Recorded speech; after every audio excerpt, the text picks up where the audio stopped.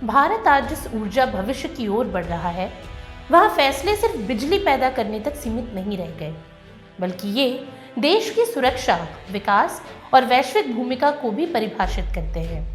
बढ़ती आबादी, तेज औद्योगिक विस्तार और जलवायु परिवर्तन की चुनौती के बीच अब ये सवाल और भी अहम हो गया है कि आने वाले दशकों में भारत अपनी ऊर्जा जरूरतें किस रास्ते से पूरी करेगा। इस बीच केंद्र सरकार ने SHANTI यानी शांति बिल को मंजूरी देकर ये स्पष्ट संकेत दे दिया कि भारत अपनी ऊर्जा जरूरतों, जलवायु प्रतिबद्धताओं और तकनीकी भविष्य को लेकर अब ज्यादा खुले और व्यवहारिक रास्ते अपनाने के लिए तैयार है। इस फैसले के साथ ही परमाणु ऊर्जा के क्षेत्र में निजी कंपनियों के लिए दरवाजे खोल दिए गए हैं, जिससे न केवल निवेश का दायरा बढ़ेगा, बल्कि तकनीक और क्षमता विस्तार को भी नई रफ्तार मिलेगी। वहीं सरकार का दीर्घकालिक लक्ष्य 2047 तक देश की परमाणु ऊर्जा क्षमता को 100 गीगावाट तक पहुंचाने का है। ऐसे में शांति बिल को उसी बड़े विजन की बुनियाद के रूप में देखा जा रहा है। दरअसल शांति बिल का पूरा नाम sustainable harnessing and advancement of nuclear energy for transforming India है और नाम के अनुरूप ही इसका उद्देश्य परमाणु ऊर्जा को सुरक्षित, टिकाऊ और भविष्य के अनुकूल बनाना है। ये विधेयक उस अनिश्चितता को खत्म करने की कोशिश करता है जिसने वर्षों तक निजी और विदेशी कंपनियों को भारत के परमाणु क्षेत्र से दूर रखा।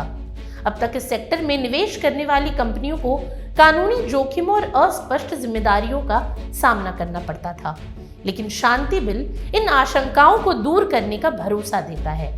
इसके जरिए एक ऐसा ढांचा तैयार किया जा रहा है जिसमें सुरक्षा के साथ साथ निवेशकों का भरोसा भी बना रहे। इस बिल का सबसे अहम पहलू सिविल न्यूक्लियर लायबिलिटी कानून में प्रस्तावित बदलाव है। अब तक किसी भी परमाणु दुर्घटना की स्थिति में ऑपरेटर और उपकरण सप्लायर दोनों पर भारी कानूनी जिम्मेदारी आती थी, जिसे निजी कंपनियां अपने लिए सबसे बड़ा जोखिम मानती हैं।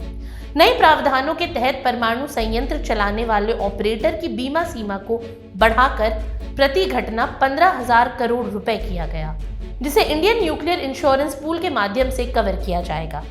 इसके साथ ही उपकरण और तकनीक उपलब्ध कराने वाले सप्लायर्स की जिम्मेदारी को स्पष्ट और सीमित करने की व्यवस्था की गई है, ताकि निवेश का जोखिम संतुलित हो सके और कंपनियां लंबे समय के लिए इस क्षेत्र में उतरने का फैसला कर सकें।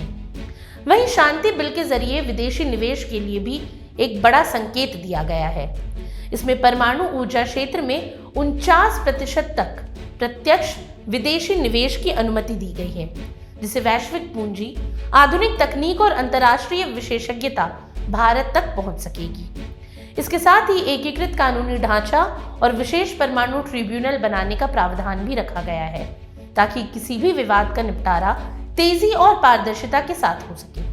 हालांकि सरकार ने यह भी साफ किया है कि परमाणु ईंधन का निर्माण, भारी पानी का उत्पादन और न्यूक्लियर कचरे का प्रबंधन, इन जैसे संवेदनशील और रणनीतिक कार्य अभी भी परमाणु ऊर्जा विभाग के नियंत्रण में ही रहेंगे, ताकि राष्ट्रीय सुरक्षा और सुरक्षा मानकों से कोई समझौता न हो। दरअसल इस बड़े बदलाव के संकेत पहले ही दिए जा चुके थे।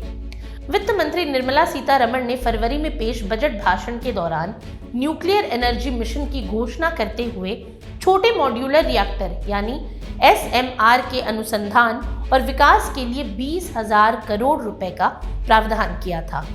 सरकार का लक्ष्य है कि 2033 तक कम से कम 5 स्वदेशी SMR को चालू किया जाए।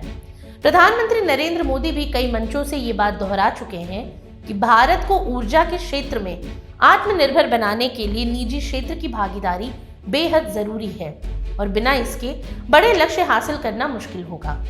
वहीं अब तक देश में परमाणु ऊर्जा की तस्वीर पूरी तरह अलग थी। परमाणु ऊर्जा अधिनियम के तहत केवल nuclear power corporation of India limited ही देश के सभी 24 व्यावसायिक परमाणु रिएक्टरों का संचालन करती थी। निजी कंपनियों या राज्य सरकारों को सीधे तौर पर इस क्षेत्र में उतरने की अनुमति नहीं थी। ऐसे में शांति बिल इसी पुराने ढांचे को बदलने और परमाणु ऊर्जा को एक व्यापक और साझेदारी आधारित मॉडल की ओर ले जाने की कोशिश है। वहीं ऊर्जा विशेषज्ञों और नीति निर्माताओं का मानना है कि अगले 2 दशकों में यदि भारत को अपनी परमाणु क्षमता को कई गुना बढ़ाना है तो निजी कंपनियों की भागीदारी के बिना यह संभव नहीं होगा।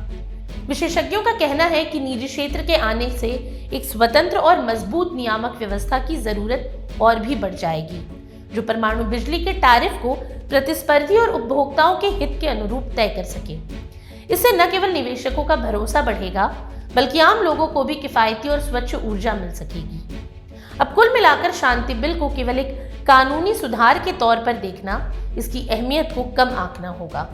ये विधेयक भारत की ऊर्जा सुरक्षा को मजबूत करने, जलवायु परिवर्तन से निपटने के लक्ष्यों को हासिल करने और आर्थिक विकास को नई दिशा देने वाला कदम है।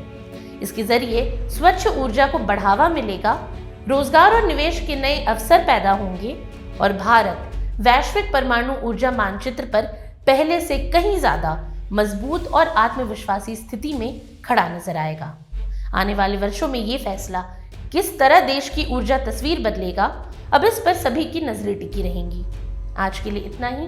ये सामग्री आपके लिए जुटाई थी उर्वशी शेखर ने और वीडियो संयोजन किया था राहुल कुमार ने। ये वीडियो आपको कैसा लगा हमें कमेंट सेक्शन में ज़रूर बताएं और ऐसी तमाम रोचक जानकारियों के लिए बने रहिए स्वराज पोस्ट झारखंड के साथ। और अब तक अगर आपने हमारे यूट्यूब चैनल को सब्सक्राइब नहीं किया तो अभी जाकर करें और फेसबुक पर हमारे पेज को लाइक और फॉलो करना ना भूलें।